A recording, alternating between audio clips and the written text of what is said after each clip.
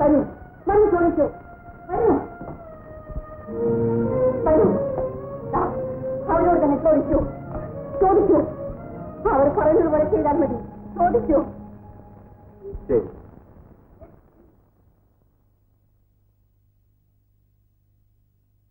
മക്കളെ, നിങ്ങളുടെ അമ്മയ്ക്ക് ഇഷ്ടമല്ല. ഞാൻ അടുത്തിൽ നിന്ന് സംസാരിക്കുന്ന ഒന്നും പിടിക്കില്ല. നിങ്ങളുടെ അമ്മയ്ക്ക് ഇഷ്ടമില്ലെങ്കിൽ പിന്നെ ഞാൻ എന്തിന് വീട്ടിൽ താമസിക്കണം? അതുകൊണ്ട് ഞാൻ ഈ വീട്ടിൽ നിന്നും പോകാമെന്ന് വിചാരിക്കുകയാണ്. പക്ഷേ പോകുന്നതിന് മുമ്പ് നിങ്ങളുടെയൊക്കെ അഭിപ്രായം കൂടി അറിഞ്ഞിട്ട് പോകണമെന്നുണ്ട്. എനിക്കിപ്പോൾ അറിയേണ്ടത് നിങ്ങൾ ആരുടെ ഭാഗത്താണെന്ന്. അച്ഛന്റെ ഭാഗത്താണോ അതോ അമ്മയുടെ ഭാഗത്താണോ എന്ന്. അച്ഛന്റെ ഭാഗത്താണെങ്കിൽ എന്റെ അടുത്തേക്ക്, അല്ല അമ്മയുടെ ഭാഗത്താണെങ്കിൽ നേരെ അങ്ങോട്ട് പോയിക്കൊടുക്കും.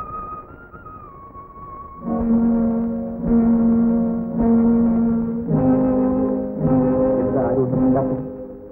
നിങ്ങളുടെ തീരുമാനം എന്തു തന്നെ ആയാലും അത് പറഞ്ഞേ പറ്റും. ഇത് മോൻ അച്ഛന്റെ ഭാഗത്താണോ അതോ അമ്മയുടെ ഭാഗത്ത്? അച്ഛന്റെ ഭാഗത്ത് എന്ത്?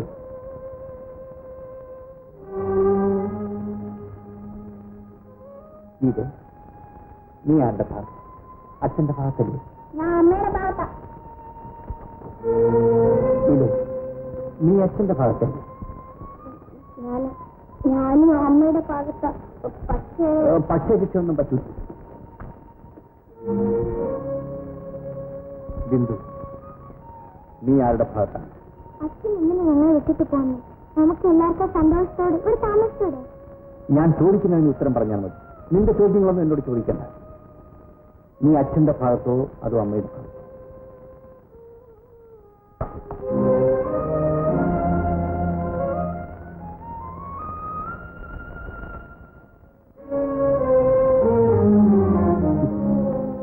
നിനക്ക് കൂടി എന്നെ പിടിക്കുന്നില്ല.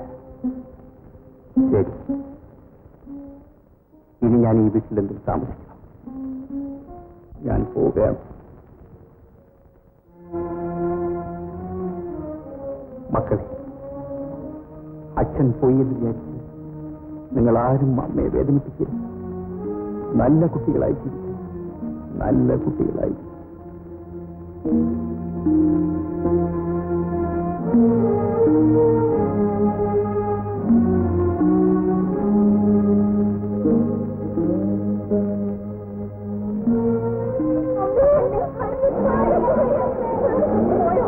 നിങ്ങൾ ഓരോരുത്തരുടെ മറ്റും ചോദിച്ചില്ലേ നിങ്ങൾ ആരുടെ ഭാഗത്താണെന്ന്? ഒരാളിന്റെ മറ്റന്റെ ഭാഗത്ത് നിന്നോ? നിങ്ങൾ കാശ് മറ്റിന് വേണ്ടേ?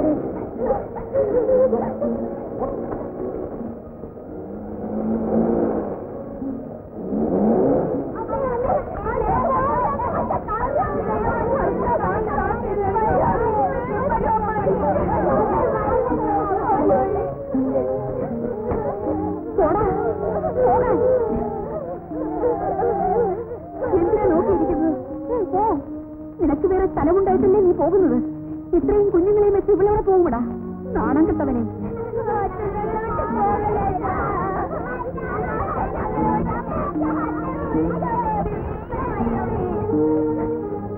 പോകാൻ തന്നെ തീരുമാനിച്ചു അല്ലേ? പോയിക്കൊള്ളൂ. കാറിലെത്തി നീ കുഞ്ഞുങ്ങളുടെ പുറത്ത് കയറ്റിക്കൊണ്ട് പോയിക്കൊള്ളൂ. പക്ഷേ ഒരിക്കൽ കൂടി ഇവിടെ വരേണ്ടി വരും. ഞങ്ങൾക്ക് എല്ലാ ചെറിയ തീ കൊടുക്കാൻ. ഞാനിപ്പോ എന്ത് ചെയ്യണമെന്നാണ് നീ പറയുന്നത്? ഞാൻ പറഞ്ഞത് കേൾക്കപ്പെട്ടിട്ടാണോ ഇറങ്ങി പോകുന്നത്? ഞാനിത് സങ്കടം കൊണ്ട് പറഞ്ഞു പോയതാണ്. ഞാനിനി ഒന്നും മിണ്ടില്ല. ആ സ്ത്രീയെ കുറിച്ച് മിണ്ടുക പോലുമില്ല. അങ്ങേക്ക് വേദനിക്കത്തക്ക രീതിയിൽ ഞാൻ എന്തെങ്കിലും പറഞ്ഞിട്ടുണ്ടെങ്കിൽ അങ്ങ് എന്നോട് ക്ഷമിക്കേണ്ടതല്ലേ? അതിന് പകരം ഇങ്ങനെ വാശി പിടിക്കുമെന്ന് ഞാൻ വിചാരിച്ചതേയില്ല. വരൂ, ഇറങ്ങി വരൂ, വരൂ.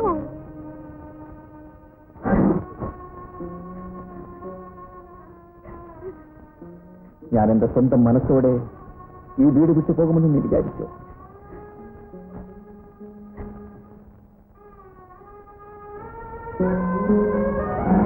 നിങ്ങളെല്ലാം വിട്ട് ഞാൻ ജീവിച്ചിരിക്കുമെന്ന് വിചാരിച്ചു മക്കളെ?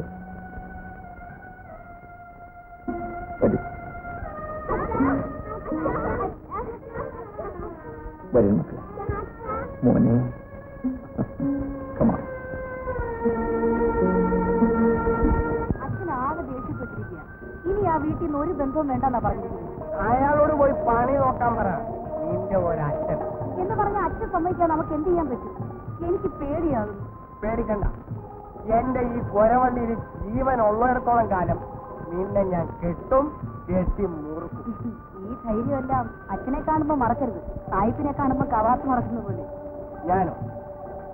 ഒടികുത്തിയ കള്ളന്മാരെ ഞൊടിക്കിടയിൽ പിടിച്ചു കൊടുത്തിട്ടുള്ള വീരശൂര പരാക്രമിയാണ് നിന്റെ ഈ ഞാൻ. അവൻ ഇവിടെയും വന്നല്ലോ. അച്ഛൻ പോയി. ഞാൻ പോട്ടെ. ശരി, നാളെ ഈ സമയത്ത് ഞാനിവിടെ കാത്തിരിക്കും. നാളെ വരണേ. ടാറ്റാ.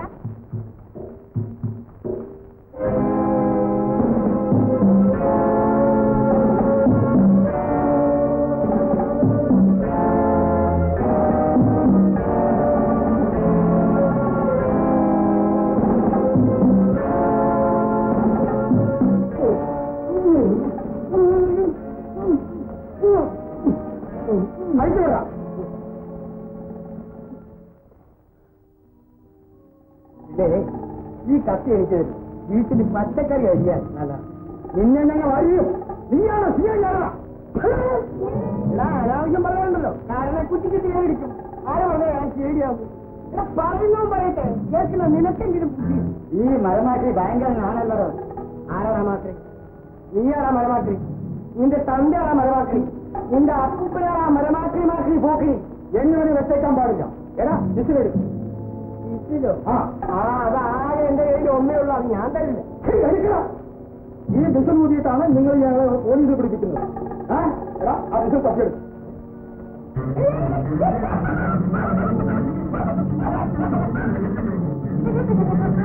കാണുന്നില്ലല്ലേ? അവന്റെ എല്ലെല്ലാം ഓരോന്ന് എണ്ണി നോക്കും. ഒന്നും നോക്കണ്ട, എല്ലെല്ലാം ശരിക്കുണ്ട്.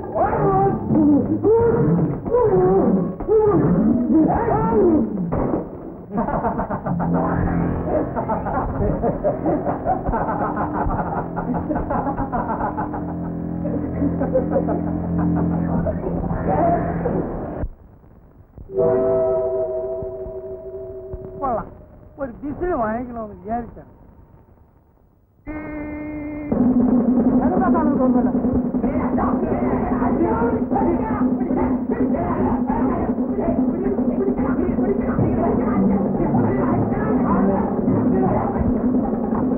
നടക്കിയ സാധനം ഉണ്ടല്ല.